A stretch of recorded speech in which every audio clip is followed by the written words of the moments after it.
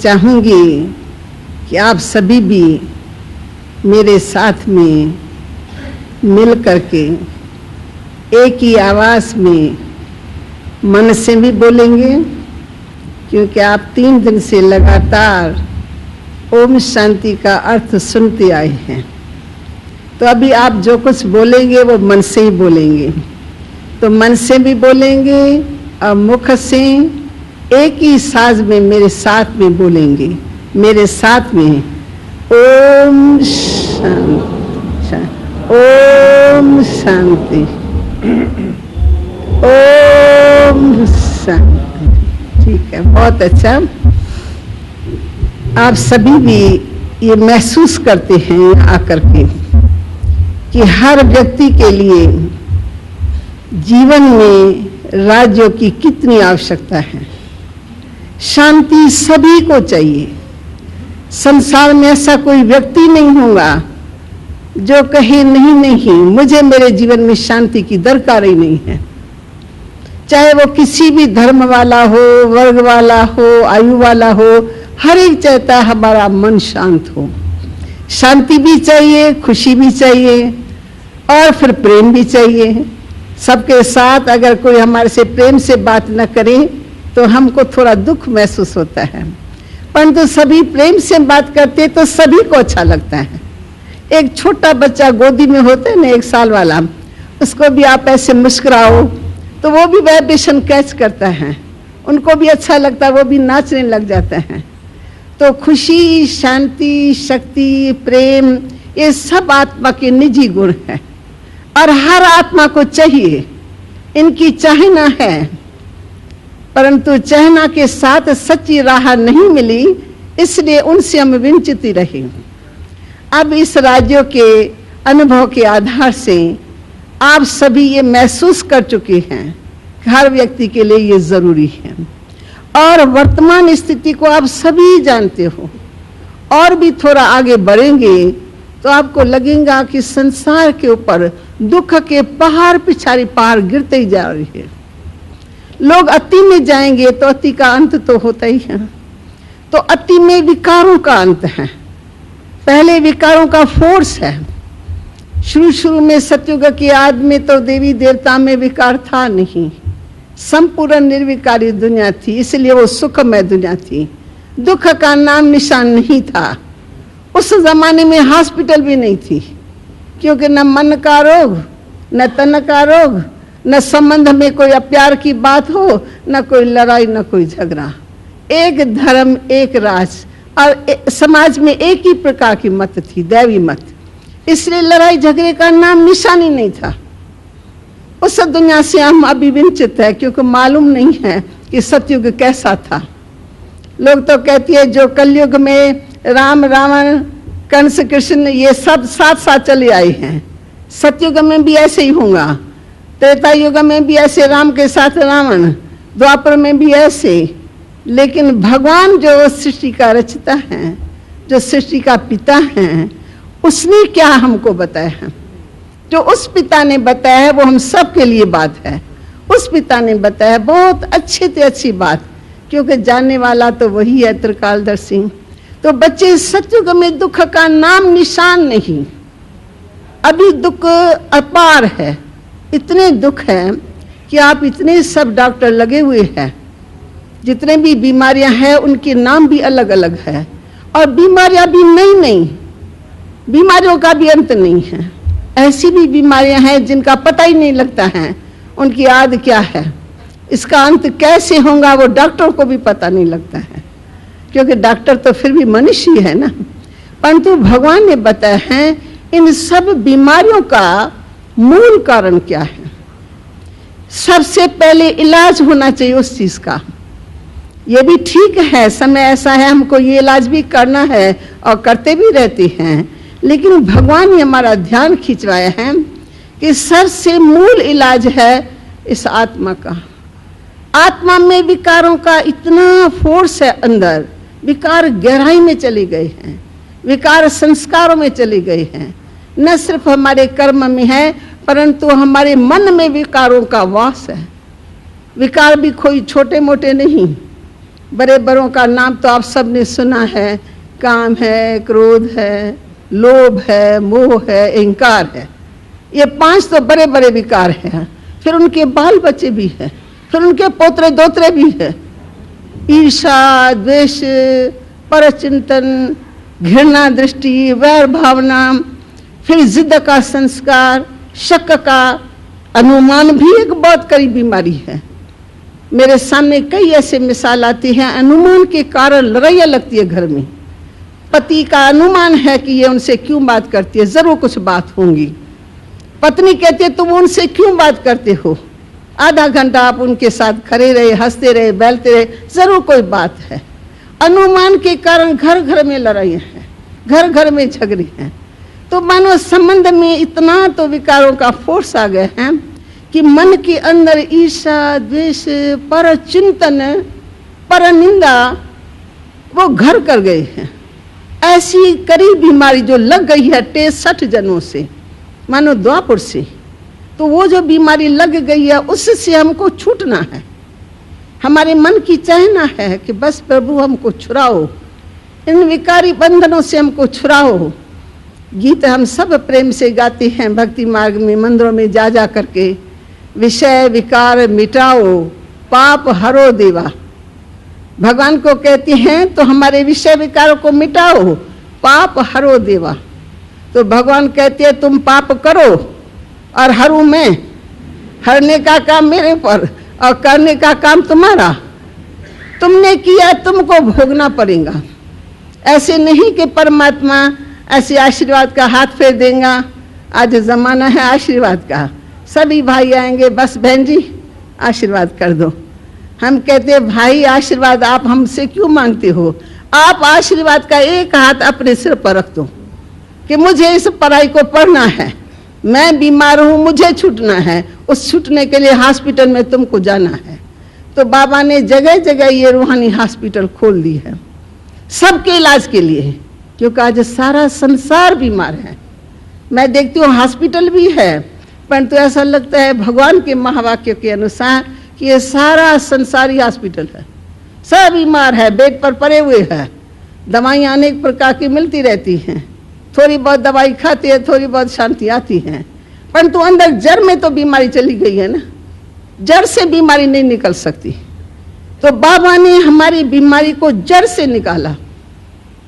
पहले तुम स्वयं को पहचानो, तुम कौन हो, अपने निज स्वरूप को पहचानो। इस स्वरूप का पक्का भान है। आप सब डॉक्टर्स बैठे हैं, सबको पता है हम डॉक्टर्स की कॉन्फ्रेंस हो रही है, डॉक्टर का भान है, आपको अपने नाम का अपना भान है, मैं फलाना हूँ, ये मेरा स्वरूप है। नारी को पता है मैं फलानी नारी हूँ, परंतु ये सब है विनाशी देह, ये तो एक ऊपर का साधन है। इसके अंदर मैं चेतन ज्योति आत्मा हूँ, ये पाठ पक्का हो जाए निश्चय में। अभी आपको थोड़ा सा ज्ञान मिला है, समझते ये बात अच्छी है, परंतु इसमें आपका निश्चय पक्का हो जाए। निश्चय के आधार से ही जो दिव्य गुणों की धारणा है ना, वो आत्मा के निश्चय से, पिता परमात्मा में निश्चय रखने से हमारे अंदर शुद्ध ही दिव्य गुणों की धारणा होती है, जिनकी बहुत ज़रूरत है। नैतिकता भी चाहिए हमको, समाज में कहते हैं आध्यात्मिक शिक्षा की ज़रूरत है, तो कई बार धर्म और आध्यात्मिकता में थोड़ा सा वो अंतर कर देते हैं, अंतर भी मानते हैं, परंतु फिर भी कहते हैं धर्म की बात तो बहन जी अलग है ना। हम कहते हैं धर्म तो देहधारियों का है, जैसे कोई कहेगा मैं हिंदू हूँ, मुसलमान हूँ, आज धर्म को स्थूल रूप दिया गया है। हम कहते हैं वो तो देह के धर्म है, यहाँ आत्मा के धर्म की बात है। आत्मा परमात्मा की संतान है, परमात्मा का एक धर्म है, हम उसके बच्चे हैं, हम सब का एक धर्म है, स्वधर्म है पवित्रता और शांति। इस धर्म में दुख और शांति नहीं है, चाहे हिंदू हो, चाहे मुसलमान हो, चाहे सिख हो, कोई भी हो, सबके लिए ये एक ही स्वधर्म है कि हम आत्मा का स्वधर्म है पवित्रता और शांति। इसमें टिकने से ऑटोमेटिकली मन के विचार शुद्ध होते हैं, सबके प्रति भाव शुद्ध होता है कि सब ईश्वर पिता के बच्चे हैं, ये सारा संसार हमारा परिवार है। जब तक ये भाव पैदा नहीं होगा, आत्मक भाव पैदा नहीं होगा, आत्मक स्मृति नहीं रहेगी, तब तक हम किसी की इस प्रकार से सेवा भी नहीं कर सकते हैं। थोड़ा थोड़ा मनुष्य चोले में ना स्वार्थ भाव होता है, लेकिन भगवान के बच्चे हैं, उस भाव से, उस दृष्टिकोण से देखेंगे तो जिस किसी को देखेंगे, गरीबों को देखेंगे, शाहूकार को देखेंगे, परंतु आपको ये लगेगा बीमार को मुझे ठीक करना है, चाहे वो कैसा भी बीमार हो, किस भी रूप वाला हो, चाहे हिंदू हो चाहे मुसलमान हो। दुख है आत्मा को, अब उस आत्मा को दुख से छुड़ाना है। तो डॉक्टरों के अंदर रहम भाव भी होना चाहिए, जुबान में मधुरता भी होनी चाहिए और निस्वार्थ भाव। पहले हमारे कमाई के लिए है, क्योंकि इस युग में हम कमाई नहीं करेंगे तो क्या खाएंगे, परंतु कुछ बातें हम समझ करके करेंगे तो हमारे को दवा भी देते रहेंगे, उनकी दुआ हमको मिलती रहेगी। दुआ भी एक बहुत बड़ा खजाना है। कोई प्रेम से सेवा करे तो दर्दी के मन से क्या आवाज निकलता है, तो जो आवाज निकलता है वो आपके परिवार के लिए, आपके लिए बहुत ही सुखदायी होगा। आपको कई मुसीबतें भी आएंगी ना, तो दुआओं का स्टॉक आपके साथ जमा होगा तो आप मुसीबतों से पार चले जाएंगे। हम प्रैक्टिकल में देख रहे हैं, हमारी जो हमारे से भी बड़ी दादियाँ हैं, हमने अपने माता पिता को देखा जिन्होंने इतनी अथक सेवा की, सबकी रूहानी सच्ची सेवा की, निस्वार्थ भाव से खिलाया पिलाया, सब निस्वार्थ भाव से। तो आज परमात्मा का ये कार्य दिनों दिन वृद्धि को पा रहा है। उसने अपने लिए जरा भी स्वार्थ नहीं रखा, परिवार के लिए स्वार्थ नहीं रखा, त्याग माना, त्याग का भी त्याग। तो जब उन्होंने ये भाव रख करके हमारी रूहानी सेवा की, तो आज हमारे अंदर वो भाव बाबा का बैठ गया कि बाबा ने कैसे हम बच्चों की सेवा की, उनका कौन सा हमारे में स्वार्थ। तो हम बच्चों का फर्ज भी ये है कि समाज की ऐसी सेवा करें। तो हम आप लोगों को भी कहते हैं कि भगवान ने आप सभी बच्चों के कल्याण के लिए स्थान स्थान पर बाबा ने सेवा केंद्र खोल दिए हैं, जिससे आपको परमात्मा का संदेश मिले और आप अपनी जीवन को श्रेष्ठ बना सके, कर्मों को श्रेष्ठ बना सके। क्योंकि कर्मों के कारण ही हम दुखी हुए हैं। कर्म जब विकर्म बन गए तभी हम दुखी हुए हैं, परंतु कर्मों को श्रेष्ठ बनाना है तो उनके लिए ज्ञान भी चाहिए, उनके लिए परमात्मा की याद भी चाहिए। परमात्मा की याद की शक्ति से हम अपने विकर्मों को नाश कर सकते हैं। और भगवान के बहुत सहज स्पष्ट शब्द है हमारे प्रति, हम बच्चों के प्रति, सबके प्रति। बच्चे, तुम सिर्फ अपने आप को आत्मा निश्चय करो और निश्चय बुद्धि हो करके मुझे बाप से योग लगाओ। योग लगा मना संबंध की तार जुटी रही, जैसे आपकी अपने बच्चे के साथ जुटी हुई है, आपके अपने पति के साथ जुटी हुई है, तार जुटी हुई है, याद ऑटोमेटिकली आती रहती है। ऐसे हम आत्मा परम पिता परमात्मा की संतान हैं। ये अगर निश्चय पक्का हो जाए और हमारा परमात्मा से संबंध जुट जाए तो उस संबंध से शक्तियाँ बहुत आती हैं। उन शक्तियों से भय भी खत्म हो जाता है। ये सब जो बीमारियां मैंने आपको बताई, ये सब बीमारियां खत्म हो जाती हैं, परंतु उसको रोज रोज हम स्मृति में ले आते हैं। आज 60 साल हुआ, हम अपना क्लास मिस नहीं करते हैं। भगवान के माँ बाप को हर रोज सुनते हैं, क्योंकि हम समझते जन्म जन्मांतर के रोगी हैं, तो दवाई हर वक्त चाहिए। शुगर पेशेंट को दवाई खानी पड़ती है, कुछ न कुछ खाना पड़ता है। ऐसे ही हम समझते हैं कि जन्म जन्मांतर का जो विकारों का बोझ हमारे अंदर गया, अब उससे हमको मुक्त होना है। तो श्रेष्ठ कर्म करना है, दिव्य गुणों की धारणा रखनी है और परम पिता परमात्मा को कर्म करते हुए भी याद करना है। प्रवृत्ति को नहीं छोड़ना है, न बाबा ने छोड़ा न हम सब ने छोड़ा है। आप सबको भी अपनी प्रवृत्ति में रहते हुए सिर्फ सेंटर में एक बार जा करके और योग का थोड़ा अभ्यास करना है, और बीच बीच में थोड़ी अपने टीचर्स बहनों के साथ थोड़ी अपने जीवन के बारे में राय सलाह भी लेते रहेंगे तो आपको बहुत बड़ी मदद मिलेगी। हमारी यही आशा है आपका यहाँ आना सफल होगा तब जब आप इस विद्यालय की फी है एक आना आप दे सकेंगे। एक आना आपके जेब में है, एक आना। आप कहेंगे बहन जी पता नहीं कौन सा आना मांगती हैं। एक आना माना एक बारी आपको सेंटर में आना है। जब एक आना फी देंगे और कुछ नहीं, एक आना फी देंगे तो आपके जेब में जो 5 कोटे पैसे पड़े ना, 5 नहीं काफी सारे कोटे पैसे पड़े हुए हैं आत्मा के जेब में, वो सब निकल जाएंगे और आत्मा साफ हो जाएगी, आत्मा शुद्ध हो जाएगी, आत्मा बिल्कुल खुशी में आ जाएगी, तो आत्मा को और क्या चाहिए। ओम शांति।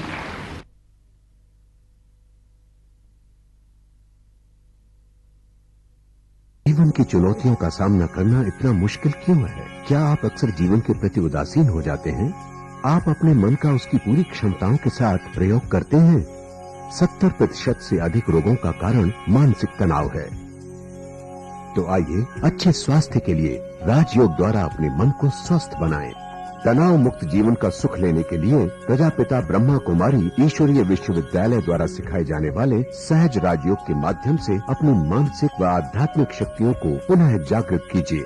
किसी भी आयु, धर्म, संस्कृति अथवा राष्ट्रीयता वाले व्यक्ति इसे आसानी से अपना सकते हैं। विविध प्रशिक्षण जैसे स्वप्रशासन एवं नेतृत्व, तनाव मुक्त जीवन, सकारात्मक चिंतन आदि Brahma Kumari academy for a better world mount Abu में आयोजित किए जाते हैं। अधिक जानकारी हेतु हमारी वेबसाइट bkwsu.com पर जाएं अथवा अपने स्थानीय सेवा केंद्र से संपर्क करें। ओम शांति। सुख मनुष्य आत्मा का मौलिक गुण है।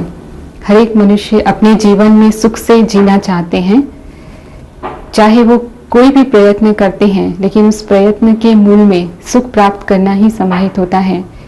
चाहे व्यक्ति धन कमाकर धनवान बनना चाहता है, सुख संपत्ति के साधन जुटाना चाहता है, तो भी वो उससे सुख प्राप्त करना चाहता है। चाहे कोई पढ़ लिख कर ऊंच पद प्राप्त करता है, चाहे कोई कला के द्वारा या विशेषता के द्वारा नाम कमाता है, तो भी वो सुख ही प्राप्त करना चाहता है। सुख में जीवन सहज अनुभव होता है और दुख में जीना उसके लिए मुश्किल होता है। दुख में 4 दिन भी व्यक्ति सहज रूप से नहीं काट सकता। अगर ये दुख ज़्यादा लंबा समय चलने लगता है तो मनुष्य को कई बार मरने तक का ख्याल आता है। तो यानी दुख अप्राकृतिक है और सुख प्राकृतिक है। अगर सुख प्राकृतिक है तो फिर हम कभी सुखी और कभी दुखी क्यों होते हैं? उसका कई कारण हैं। कहा गया है कि पवित्रता सुख शांति की जननी है और इंद्रियों का आकर्षण या इच्छाएं दुख का कारण है। अगर इच्छाओं की आपूर्ति नहीं होती है तो दुख उत्पन्न होता है। अपवित्रता क्या है? अपवित्रता मन वचन कर्म में विकारों का प्रभाव होना, चाहे वो काम है, क्रोध, लोभ, मोह, अहंकार, ईर्ष्या, द्वेष, घृणा, ये सभी नकारात्मक वृत्तियां मन के सुख की स्थिति को समाप्त करती हैं। उदाहरण के रूप में अगर कोई व्यक्ति क्रोध करता है तो 5 मिनट भी अगर वो जोर से क्रोध करता है तो वो कई घंटों तक अपने मन को अशांत कर लेता है और वो स्वयं को ही अशांत नहीं करता है लेकिन दूसरों को भी कष्ट पहुंचाता है। उसके संबंध बिगड़ जाते हैं, उसका शरीर पर भी उसका प्रभाव पड़ता है। कई बार क्रोधी वृत्ति वाले मनुष्य कई रोगों के शिकार हो जाते हैं। इसी प्रकार लोभ अगर मनुष्य के अंदर है तो हो सकता है कुछ समय के लिए मनुष्य महसूस करे कि मैंने कुछ लाभ प्राप्त किया है, लेकिन अंतिम परिणाम उसका दुखद ही होता है, क्योंकि वो या यदि मिलावट करता है लोभ के फलस्वरूप, या रिश्वत लेता है, या किसी को धोखा देता है, या चोरी करता है, तो भी उसकी मन की शांति तो समाप्त होती ही है। तो अपवित्रता चाहे उसका छोटा रूप ही क्यों ना हो, चाहे ईर्ष्या ही क्यों ना हो, ईर्ष्या वाला व्यक्ति के लिए कहा गया है कि वो स्वयं तो जलता ही है लेकिन दूसरों तक भी उसकी वो ईर्ष्या नुकसान पहुंचाती है। जिस व्यक्ति से वो ईर्ष्या करता है उसके आगे बढ़ने में वो बाधा उत्पन्न करता है। तो कोई भी विकार मन का सुख समाप्त करता है। इसी प्रकार से इंद्रियों का आकर्षण, इंद्रियों के आकर्षण में कई बार मनुष्य अल्पकालीन सुख जरूर अनुभव करता है, लेकिन उसका अंतिम परिणाम दुखद ही होता है। यदि समझो स्वादेंद्रिय के वश होकर के मनुष्य ज़्यादा भोजन करता है, जब वो ज़्यादा भोजन कर लेता है तो उसके बाद उसे उदर रोग के रूप में, कोई ना कोई पेट की बीमारी के रूप में उसका परिणाम भुगतना पड़ता है। और यही आदत अगर उसकी बनी रहती है लंबे समय तक, तो हो सकता है कि ज़्यादा खाने से वो मोटा हो जाए। और मोटापा स्वयं में एक बीमारी तो है ही है, लेकिन बाद में वो अनेक अन्य बीमारियों को भी जन्म देती हैं, जैसे हृदय रोग हो जाना, उच्च रक्तचाप हो जाना। तो थोड़े समय का स्वाद जो है उसे लंबे समय के लिए तो दुख का ही भागी बनाता है। और दूसरी इंद्रियां, चाहे आँख का सुख है, आँख का सुख व्यक्ति के लिए है कि वो किसी भी सुंदर दृश्य को देखता है, सुंदर चीज को देखता है या सुंदर व्यक्ति को देखता है, तो वो देखने से ही उसको पाने की इच्छा उत्पन्न होती है। अब मनुष्य की हर सुंदर चीज या सुंदर व्यक्ति को पा तो नहीं सकता है, और अगर उसे वो प्राप्ति नहीं होती है तो उस अप्राप्ति के कारण उसे फिर दुख उठाना पड़ता है, तो अंतिम परिणाम उसका दुखी है। इसलिए सच्चा सुख इंद्रियों के आकर्षण में नहीं है, सच्चा सुख तो मन की स्थिति है, और मन की स्थिति को कोई धन से या साधनों से या व्यक्तियों से खरीदा नहीं जा सकता है। कोई व्यक्ति अगर धनवान होकर के सुख पा सकता होता तो मैं समझती हूँ कि शायद संसार के सभी धनवानों को तो सुखी होना ही चाहिए, पर क्या सचमुच वह सुखी हैं, ये प्रश्न हम पूछ सकते हैं। तो देखा जाए तो धन सुख के साधन जरूर जुटा सकता है, लेकिन मन का सुख नहीं दे सकता है। क्षणिक सुख जरूर उससे मिल सकता है। ऐसे ही सुख से जो साधन, धन से जो साधन मिले हैं, चाहे वो समझ लो कि अगर किसी के पास कार है और वो कार अच्छी स्थिति में है तो वो बिना कठिनाई के यात्रा करने का सुख अनुभव करता है, और यदि किसी कारण से कार खराब हो जाती है तो वही उसको दुख का भी अनुभव कराती है। कोई व्यक्ति अगर आज सुख दे रहा है, उसके साथ आपके संबंध अच्छे हैं, निस्वार्थ स्नेह है, वही व्यक्ति अगर कोई आपसे उसका स्वार्थ पूरा ना हुआ हो, या उसने आपका कोई अवगुण देख लिया हो, या कोई कमी देखी हो, या आपके बारे में कुछ बुरा सुना हो, तो वही व्यक्ति दुख देने का भी कारण बन सकता है। तो व्यक्ति और संपत्ति दोनों ही अविनाशी सुख नहीं दे सकते। अविनाशी सुख प्राप्त करने का आधार है हमारे स्वयं का श्रेष्ठ चिंतन, श्रेष्ठ संकल्प, श्रेष्ठ बोल और श्रेष्ठ कर्म। हम सभी जीवन में अनुभवी हैं कि जब भी हम श्रेष्ठ कर्म करते हैं, समझो आप किसी को निस्वार्थ भाव से मदद करते हैं, किसी के दुख में सहायता पहुंचाते हैं, तो उस समय आप जो सुख का अनुभव करते हैं, जो आनंद, जो संतोष का अनुभव करते हैं, वो संतोष आप और किसी चीज़ से नहीं प्राप्त कर सकते। तो श्रेष्ठ कर्म हमेशा हम कैसे करें और हमारी श्रेष्ठ वृत्तियाँ हमेशा कैसे बनी रहें, इसके लिए आध्यात्मिक ज्ञान और ध्यान की आवश्यकता है। ध्यान जिसे हम सहज राजयोग का नाम भी दे सकते हैं। अगर विभिन्न परिस्थितियों में या कठिन परिस्थितियों में मनुष्य अपने मन का संतुलन बनाए रख सकता है, क्योंकि दुख का अनुभव, जैसा कि हमने कहा, मन की स्थिति है। अगर विपरीत परिस्थितियों में मन दुख का अनुभव करता है और यदि हम दृष्टिकोण का परिवर्तन कर लें उनके प्रति, तो वही परिस्थिति हमें सुख का भी अनुभव करा सकती है। और ये दृष्टिकोण का परिवर्तन ज्ञान से संभव है।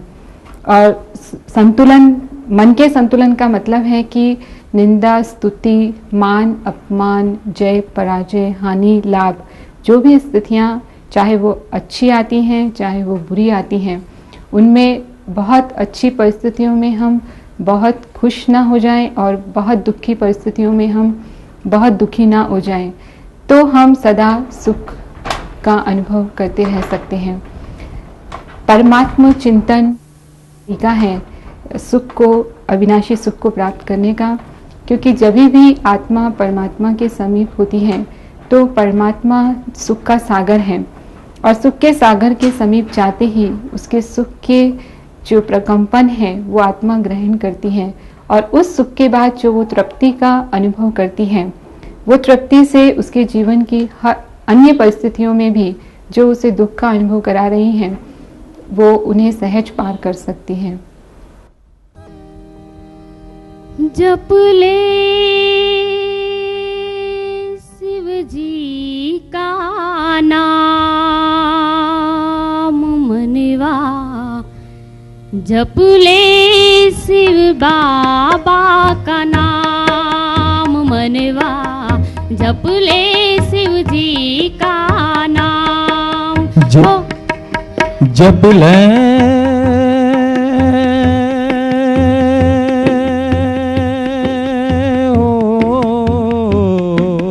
जप ले शिव जी का नाम मनवा, जप ले शिव बाबा का नाम।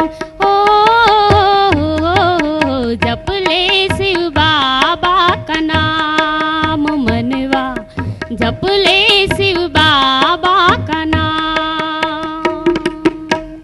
उसके नाम से बन जाएंगे, उसी के नाम से बन जाएंगे तेरे बिगड़े काम मनवा, जप ले शिव बाबा का नाम मनवा, जप ले शिव बाबा का नाम।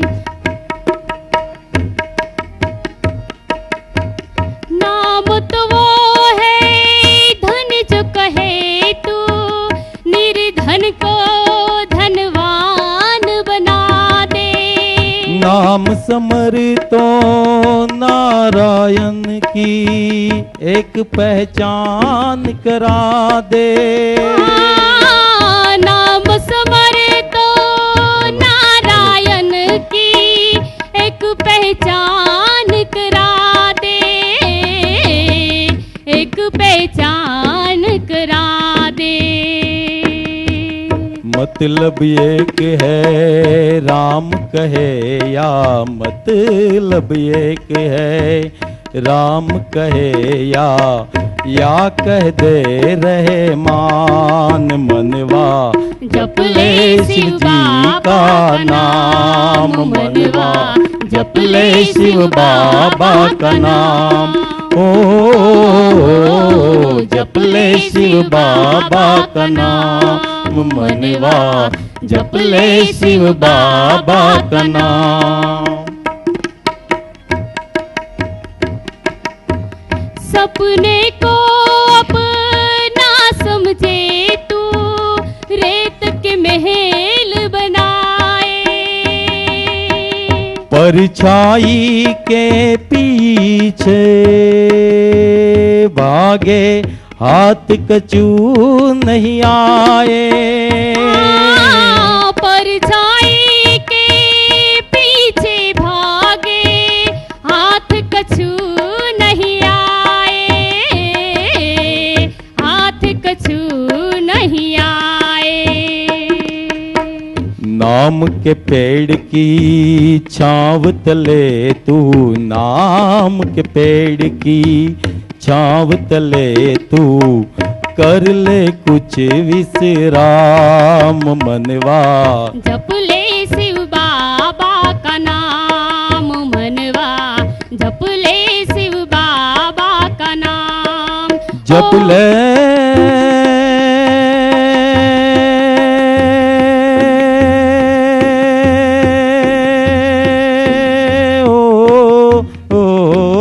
जप ले शिव बाबा का नाम मनवा, जप ले शिव बाबा का नाम।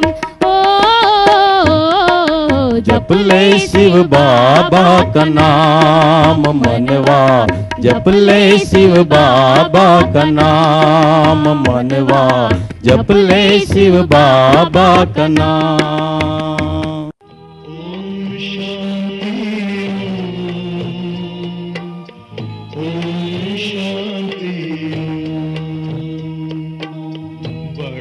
सुख कर ये मंत्र मन है, ओम शांति